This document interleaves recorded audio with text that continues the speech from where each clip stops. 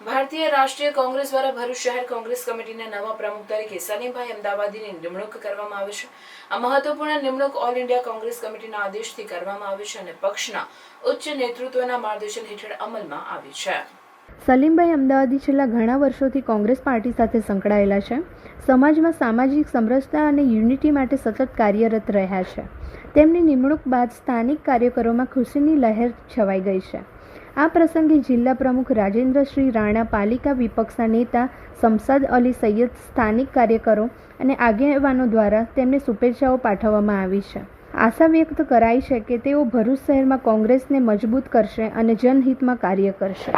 ભરૂચ શહેર કોંગ્રેસના પ્રમુખ તરીકે મારી જે વરણી કરવામાં આવી છે એ બદલ હું એઆઈસીસીના પ્રેસિડેન્ટ અને ઓલ ઇન્ડિયા કોંગ્રેસના પ્રેસિડેન્ટ ખરગેજીનો, રાહુલજીનો, સાથે સાથે ગુજરાત પ્રદેશના પ્રભારી અને એઆઈસીસીના મેમ્બર મુકુલ વાસનિકજી, ઉષા નાયડુજીનો, પ્રદેશ પ્રમુખ શક્તિસિંહ ગોહિલ, અમિતભાઈ ચાવડા, જિલ્લા કોંગ્રેસ પ્રમુખ રાજેન્દ્રસિંહ, શહેર પ્રમુખ હરેશભાઈ, જિલ્લા અને શહેરના અને પ્રદેશના તમામ આગેવાનોનો ખૂબ ખૂબ આભાર માનું છું કે જે મારી પર વિશ્વાસ મૂક્યો છે। એ વિશ્વાસને પરિપૂર્ણ કરવા માટે હું સંપૂર્ણ કોશિશ કરીશ।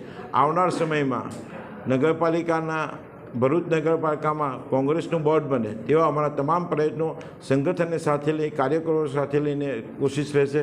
આવનાર સમયમાં રાહુલજીએ જે રીતે ગુજરાતમાં 2027ની વિધાનસભા કોંગ્રેસની બને એ જે નેમ લીધી છે તેમાં ભરૂચ જિલ્લા તરફથી 7 સીટ જીતીને કોંગ્રેસના અને રાહુલ ગાંધીના હાથ મજબૂતવાની અમારી સંપૂર્ણ કોશિશ રહેશે। ફરીથી તમામ આગેવાનોનો હું આ તકે આભાર માનું છું।